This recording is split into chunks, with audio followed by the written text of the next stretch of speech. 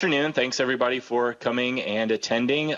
We should have a pretty interesting talk here, I think, about software assurance and look at some common code flaws and some tools that might help you as you're developing code do develop more secure, better, all-around code. I have to get used to holding this mic, so bear with me. If I go too far away, let me know. So we'll jump right in. With the buffer overflow, now some people think that buffer overflows are ancient history. We have known about them since 1972, I think was the first report of a buffer overflow. They've been exploited. So that's almost 45 years. They've been exploited for the first published exploit was 1988, so been exploited for almost 30 years now. But recently, the failure of an important library to validate the length of a field as compared to the size of the actual message, a heartbeat protocol that delivered that payload, and a memcopy function that allowed people to read up to 64K of memory was released. Does anybody know what bug I'm talking about here? There's a hint right here in the heartbeat protocol. Still no guesses? Yes, that was heartbleed. In fact, as I was looking at this and researching this, I ran across an article that said there are still 200,000 sites that are potentially affected by heartbleed. And these include sites at Amazon and SK Broadband, which is South Korea's biggest broadband provider. So we've known about them. We've had some pretty high-profile incidents of heartbleed being released, I think, in 2014 when it was published. There was a lot of publicity, but the other thing I actually kind of saw, and this is a bit of nostalgia, I saw that in 1996, Frack magazine published an article called Smashing the Stack for Fun and Profit, which is basically utilizing a buffer overflow. And before I was an IT professional, when I would be more likely described as a traveling bicycle salesman, I used to read Frack as a continual publication when I thought of myself as an amateur hacker. So when I saw the Frack title in there, it's like, I haven't thought about that since probably 1996. Anyway, there's also a buffer overflow called the Twilight hack. Did anybody hear of the Twilight hack? This affected Wii systems, and in fact, the Legend of Zelda Twilight Princess was where this buffer overflow was. So anyway, moving forward, so we know about them, we know how to fix them, we know exactly what causes them, but they still happen, or at least they happened a few years ago. But probably with something as high profile as heartbleed, we probably learned the lesson right, and we have seen less of them. Did anybody see this in the last 2 weeks or so? So you had Cloudbleed, where Cloudflare's had a service that ran past the end of the buffer and returned memory that contained private information. So a simple buffer overflow. So you say, okay, 2 weeks ago, another high-profile one. Actually, as I was writing this slide yesterday, a notification came in about a DCP module that had a double free error, basically called free twice within one memory block, and created a doorway for to write values into memory, so another buffer overflow. So we know what they are, we know how to fix them, we know how to prevent them, but we still have them. This is a common thing in software and software development life cycles is even though we know about them, that we don't eliminate them, and that could be drawn to a couple things, but I'll get more into that later. So I want to talk about some of the common weakness enumerations. So everybody's familiar with the CWE list. This one's from MITRE. It has the top 10 issues. I'm going to talk about actually the first four, the top four, the SQL injection, the OS command injection. We already talked about a classic buffer overflow, so I won't go too much into that. And a cross-site scripting error. Go over some of those. And what you might notice is that after that, it's more of a missing functionality or a bad practice than it is necessarily coding thing. So there's a lot of things in there like not using encryption and allowing files of dangerous types to be uploaded, and missing authentication and authorization.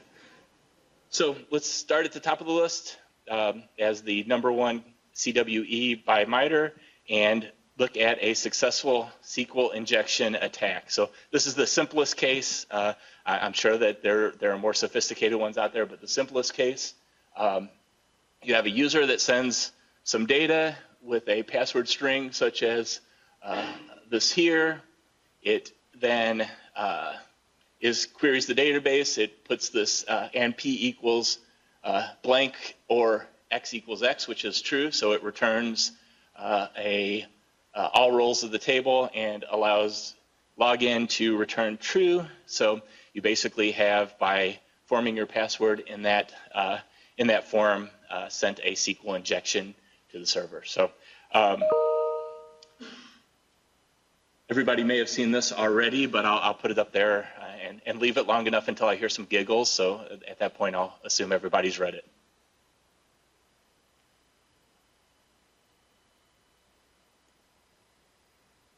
Or maybe nobody thinks it's funny. That could be the case too.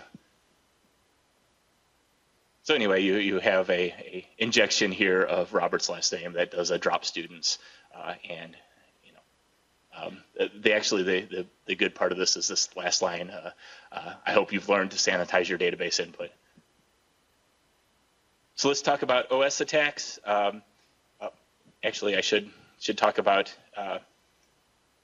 mitigating the password. So in this case, you would want to use a prepared statement that actually takes this and enters this into the password field, which would then be kicked out as there would be no match, or the password would mix, rather than adding it in the middle of a SQL statement.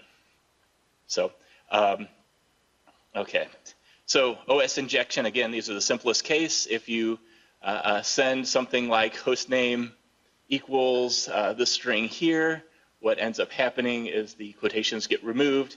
The hostname then goes to the operating system as nslookup.x.com, which completes perfectly successfully and is fine.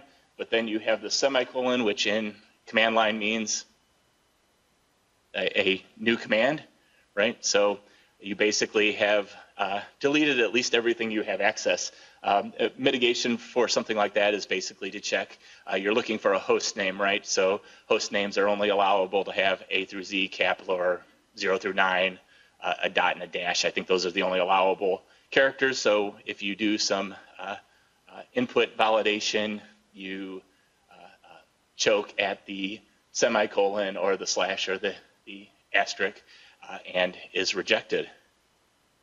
So that was #2 on the top 10 list, and we talked about buffer overflows, which is #3. We'll talk real quickly about cross-site scripting. These are all somewhat similar. In this case, you send something to the browser with the query equaling some HTML block.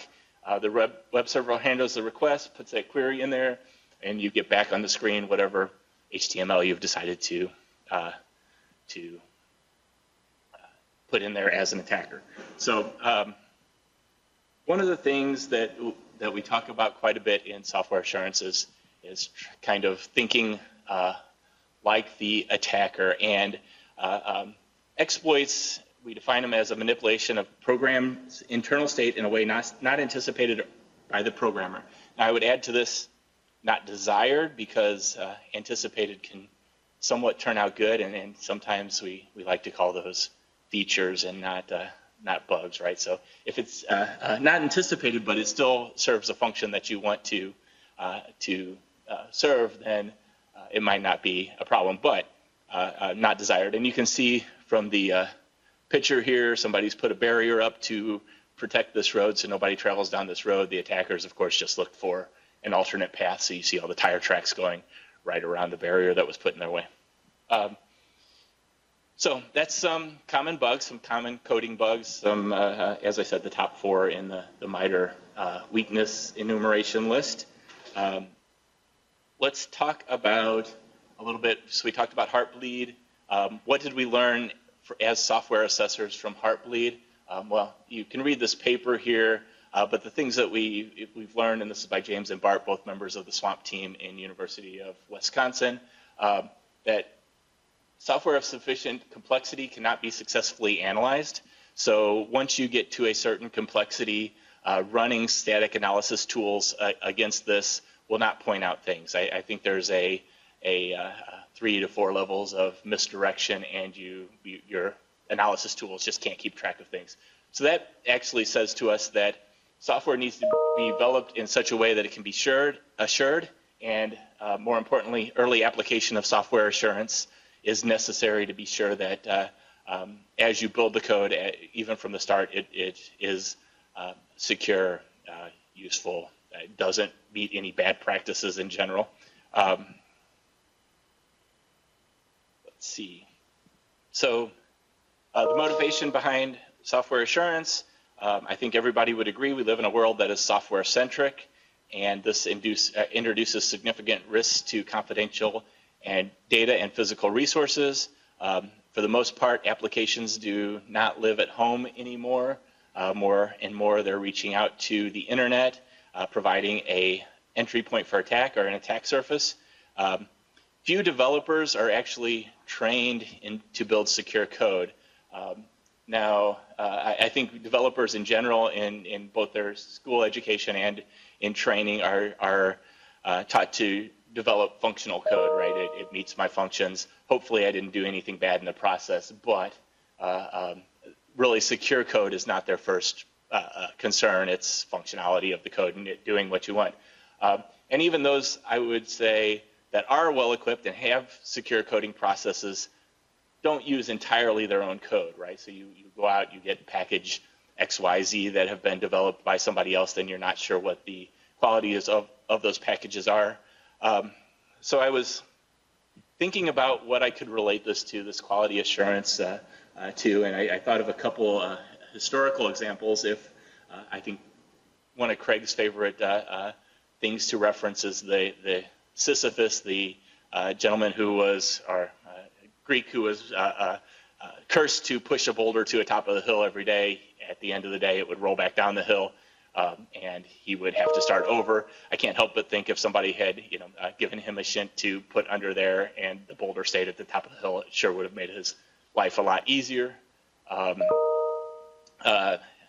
Trojan horse has in a security talk is kind of the wrong thing to do, but think how different the Trojan Wars might have turned out if somebody had done some quality assurance checking of that horse before they brought it into the city.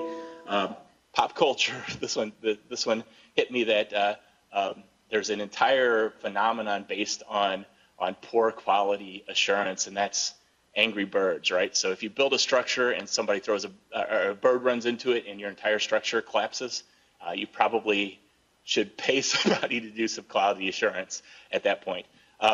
But the one that popped up the most, and the one that I think is the example that I kept going back to, was this guy. This guy had some quality assurance problems. And how many times do a test of some sort on the Acme products that he bought? Maybe he wouldn't have caught the Roadrunner if he had some quality assurance, but maybe he wouldn't have ended up at the bottom of a chasm in a cloud of smoke. And I can't help but think that these events, such as this, might have been avoided with just some amount of checking the quality of a product. So let's go on to software specifically and checking software assessments. So a key asset in the battle against software assessment tools are software assessment tools, sorry. I knew that sounded funny, that program for defects. However, using these tools comes with a certain number of challenges. Each tool is good at some things, not everything. And configuring, maintaining, especially a large set of tools, by large set I mean more than one tool, can get pretty time consuming and tricky.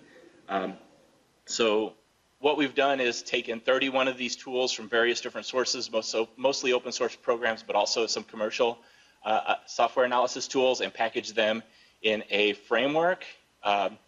And we assume that no single tool, software assessment tool, is going to gap the bridge between software and assured software, right? So one tool isn't going to get you everything that you need. It'll get you maybe better. It'll point out certain flaws that are the strength of that individual tool, but no single tool is going to make software into assured software.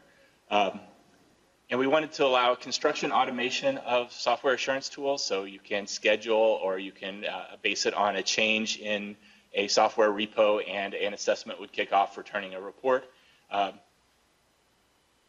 So we provide a facility, but not only a facility, a community of software developers who then can look at software assessment. We also open up to not only code devs, but tool developers, so the people who are developing these software assurance tools, and SWA researchers, so software assurance researchers. We want them to come in. A few of them from the University of Wisconsin that we heavily utilize there are people who just study software assurance in itself. Then the code users. This is something that we use in the Open Science Grid, which I'm also the operations for, is that we don't develop a whole lot of software, but we do deliver a certain amount of software in a middleware stack. How do we know what we're delivering has some amount of quality and that we're not, sending out to a user a package that has a massive flaw? So the code users, and then also educators. We really think that starting this early and often, and not only the software assessment, but the training and building secure code is necessary. So we finally made it to the swamp. As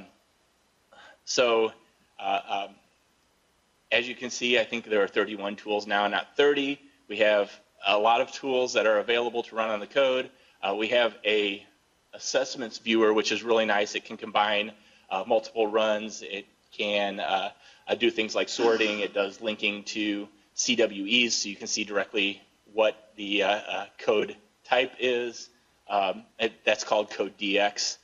But it also, as I said, allows you sorting. It also allows you to mark a bug as unimportant. So if you are, or some warning or alarm that it sent, not necessarily a bug, that you think, okay, this is not important. It just picked this up for some reason. I've looked at that. The assessments result viewer is probably one of the primary useful tools in this, in basically determining what you need to pay attention to and what you don't. So it provides a hub for software assurance projects, and supports manage access to tools and packages, and it maintains confidentiality, basically strong sandboxing. When you run an assessment, your code is, a VM is spun up, the code and the tools are delivered there. They run. At the end of the run, the report is delivered back to the user, and the VM is destroyed. So you don't have code lingering around or something that's in the development stage that might be hanging around. Basically, all that you get back from this is the report on what the potential issues are. So continuous integration is something that I think most somewhat agile projects use. That's the continual upgrading and merging of software code to a shared mainline. Continuous assurance is what we push on top of that in the swamp, and that takes this to another level and incorporates software assurance tools to the frequent process of building and testing the software. So one more Wile E. Coyote, because I think this one actually is like a lot of software that we develop, right? So when you pick up a Bonnie bike and a ceiling fan and a helmet and a mega motor, consider each of them a software package, and you put them together into a single ceiling fan on a helmet with a, whatever the functionality serves. I'm guessing this is a flying machine, but the results might not be what you expect. I'm not saying that they'll be bad or they'll be good, but they might definitely not be what you expect. So the Swamp is a software assurance marketplace. It's a service that provides continuous software assurance capabilities to developers and researchers at no cost. So this is available free, open to the public. It's a open source project for people who want to install it locally. There's also a facility that is free at the University of Wisconsin that anyone can use. at any time, and a little bit of a logical architecture diagram. The user delivers a package, picks what tools they want to run against it, determines what platform they want to run on it, and I'll talk a little bit about each of these individually. Not necessarily the packages, but the tools and the platforms in a bit. There's a VM is spun up, it performs an assessment, or multiple VMs for multiple tools are spun up, it performs the assessments, the results are coming back, are brought back. The user can parse them in some way and view the results. So these come back in nicely formatted little reports that you can take and either fix issues that you've identified or forward them on to the people who are responsible for that specific code package and hope that they want that to function well enough that they make some changes. So the one thing that happened over the lifetime of the project is there was a bit of a trust gap between those people developing code early in the code and the Mortgage Institute of Research, which is where the facility is, and it's funded by the Department of Homeland Security. It didn't help that right as this project was kicking off was the NSA leaks that said NSA was looking into everything that you do. Anyway, there was a bit of a trust gap there. We found that, at least from speaking to a lot of people in trying to sell the swamp, and I did this multiple times, as soon as I said, DHS, they kind of turned off and walked away from the booth. Well, you can see that delivering something that you're working on that might be new, might be innovative, you don't want to trust that to somebody who doesn't have your best interests at heart. So what we did is forked off this Swamp in a Box project, which allows people to install it locally. So any individual institution can run a Swamp in a Box instance. Just saw the time here. Am I running really long? Or is my clock off? Okay, not too bad. So we have the Swamp in a Box instance. Though when you use Swamp in a Box, because of licensing issues, not the entire set of tools is available to you. There are specific licenses, especially with the commercial providers, that you would really need to go to the Swamp proper at Mortgage to use. Both provide strong sandboxing, as I said. The VM's created, assessments run, VM is destroyed, and all that's left is the report.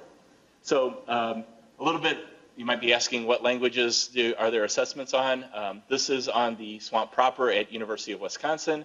You can see all the usual suspects. This is the Swamp in the Box instance. It has a subset of these with more coming soon. I actually don't necessarily consider the other ones proper languages, CSS and XML, but you can do some assessment viewing of them. I don't see them as being the important tools that could help with secure coding. It's really the C++ and Java and Python that I think the community uses most heavily, but the others are there. And PHP is the other one that we've had several requests from internally. So the tools supported, I'm not going to go over all of these. You can see there are 31 tools available in the Swamp, including these commercial tools, Parasoft, Code Sonar, and Grammatech. Those are not available in the Swamp in the Box. And I think more of these open source tools are moving from Swamp to Swamp in the Box. It just takes a certain amount of time to prepare each one for its for the new structure of a local architecture.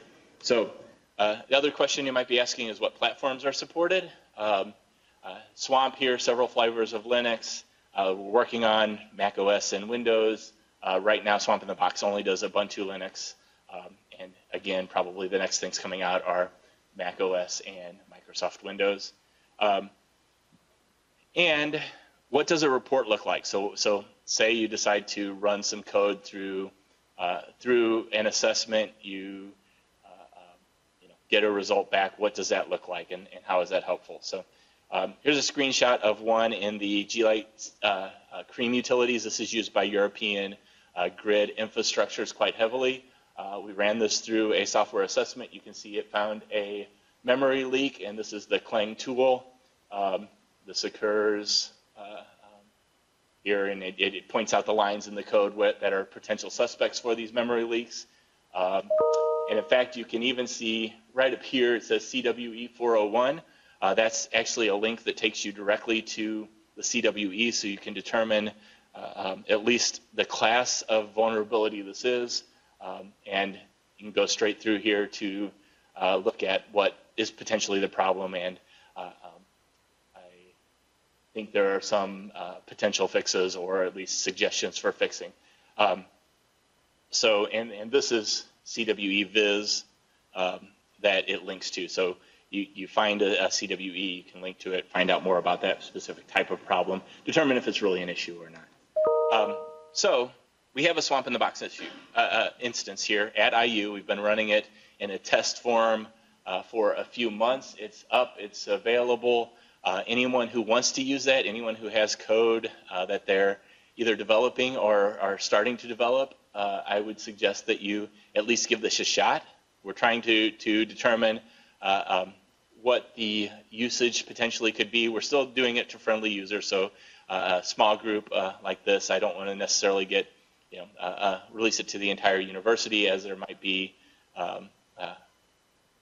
load problems initially because we're running it on a single server.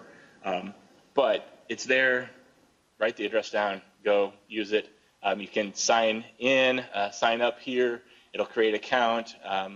Kyle or Vince here will approve that account, and you're all set to go. It's relatively straightforward.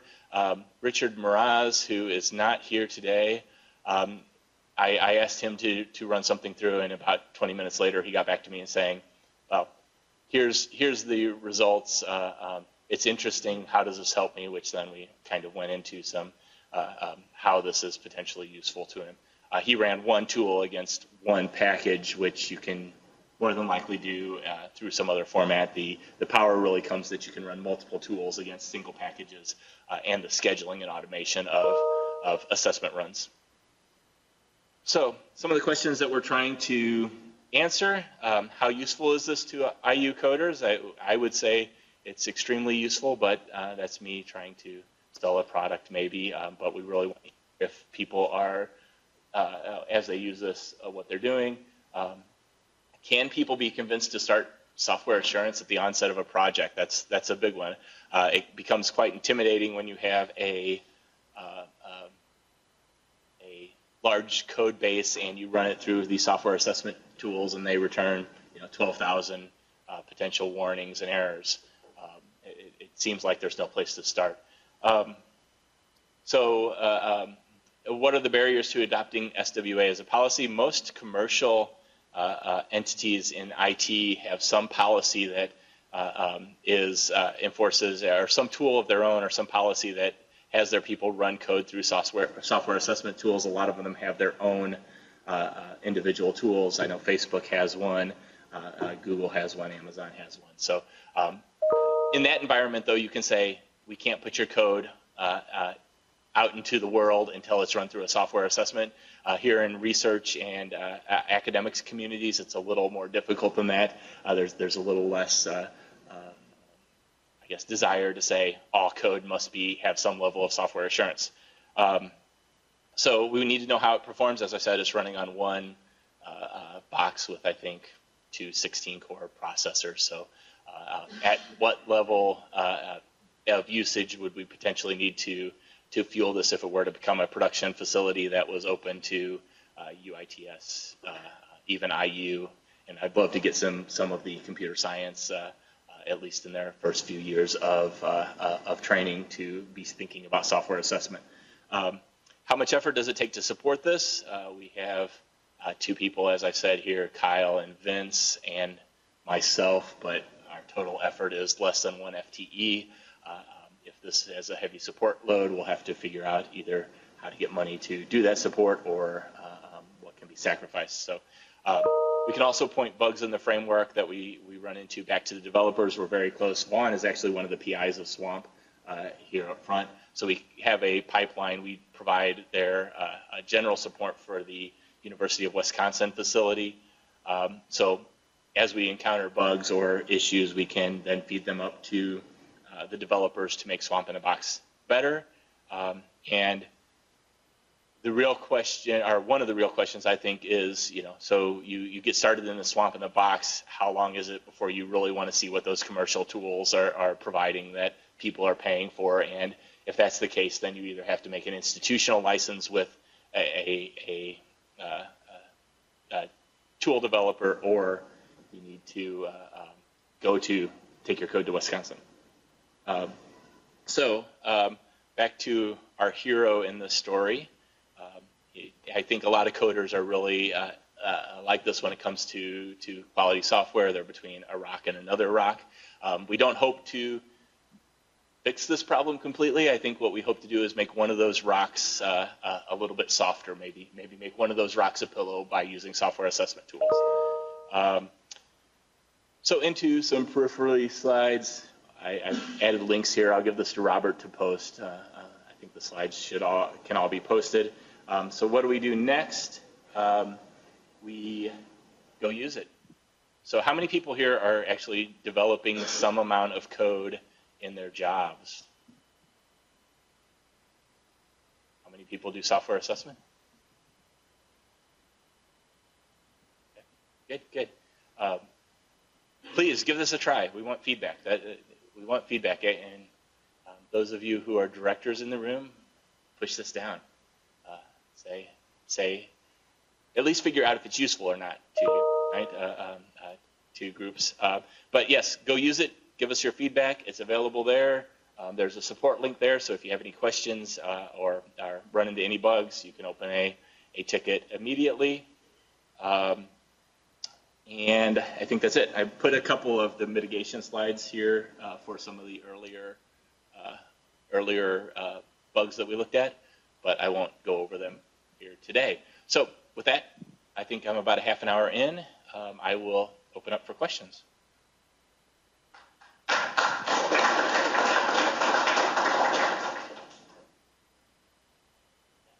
So I have to give you the mic, or I have to repeat the question, so I'm just going to give you the mic. So do you have to upload your code, or can this be tested against live sites if it's a web-based thing? So it depends on the code. I know there are there's some work in going directly to GitHub repos. So if you keep your code in a repository, it can be accessed from GitHub. I don't know other places. In fact, though, we do. We pull it from just a file repo, right? So a file server. We pull packages off of the OSG repo and pull them in. Now they do have to be moved there. So, but there is an attempt to integrate, common tools that are used in software integration or continuous integration. So I was curious. I'd heard about Swamp in a Box, for some time now, and I guess I wasn't fully aware that it's an IU only thing, right? Are there plans to push this out, and in particular, do you see a time when an individual will be able to install Swamp in a Box? So it's an open source project. You can go now to GitHub and do an installation on your own. It would again have that subset of tools that are worked out in open source and there are no licensing to, but it's a full open source project and available to everyone. Now, the in a box basically allows us to say the institution which has, at least you hope, has your best interests at heart in your code development cycle, runs this, administers it, supports it. But I don't think there's anything that stops somebody from installing this on a server and running an instance of it. Yeah, and the Swamp facility at University of Wisconsin is another option, as though, as I said, people are hesitant to take their code, especially code under development, to a third party and let them, even if it's temporarily put there.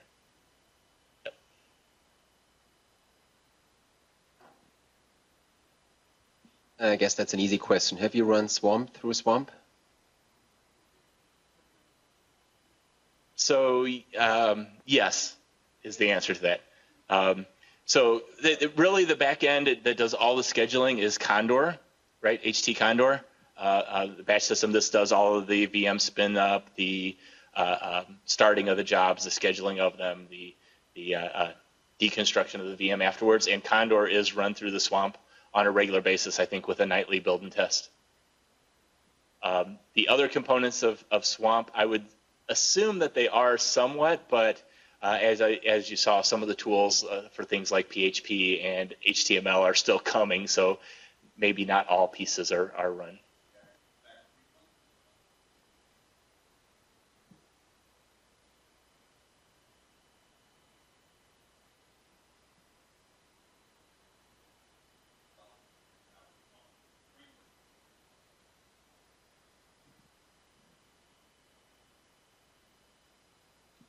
So besides giving up some of the tools in Swamp in a Box, is the only other thing you're giving up the code DX, the visualization? So code DX is part of Swamp in the Box, so you're not giving that up. The other big thing, at least with our instance of Swamp in Box, that you're giving up is the 700 cores that are behind the Swamp, right? We have 16 behind ours because it's really in a test environment. We might grow it bigger. I don't know that we'll ever grow it to the size of the main Swamp.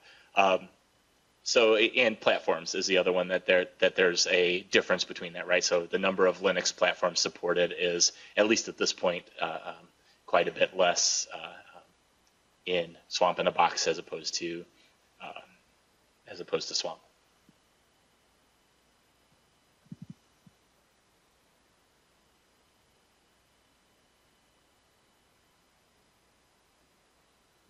So one of the slides had a possible, vulnerability on the Java code. And it was saying that there's a string that assigned to something else, and it was a leak in the memory. Can you go back to that? Because I didn't quite understand why that was flagged as a memory leak. So the memory leak was this one. Oh, that's a Java. Okay. Okay, yeah, I was reading it as a Java code. I was like, why is that bad? Okay.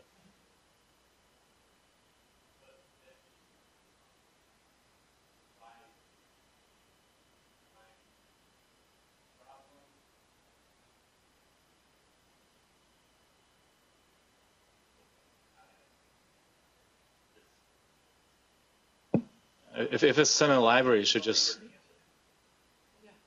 If it's a standard library, it should just create itself when it gets out of the scope, right? So it was one of the things I did notice by looking through several of these assessments on the software that we run through Open Science Grid is that a lot of things it points out are things like variables that are initialized but never used, or packages that are imported but never used. And you can see the common reason why this might be a problem if somebody finds a way to do a code injection and you have packages that, such as the OS package in Python, then you give them more tools that they could potentially access. But a lot of things are that I've seen, the mass of the errors are things like that you've initialized a variable but never used it, or you've imported a package but you never use it. So things that are that you probably do as a standard policy, right? You when you sit down to write Python code, you just do import package X, Y, and Z that are your standards that you import every time you start, so you don't have to worry about whether they're there. But this also points out, what is potentially initialized but never utilized. Others, any remote?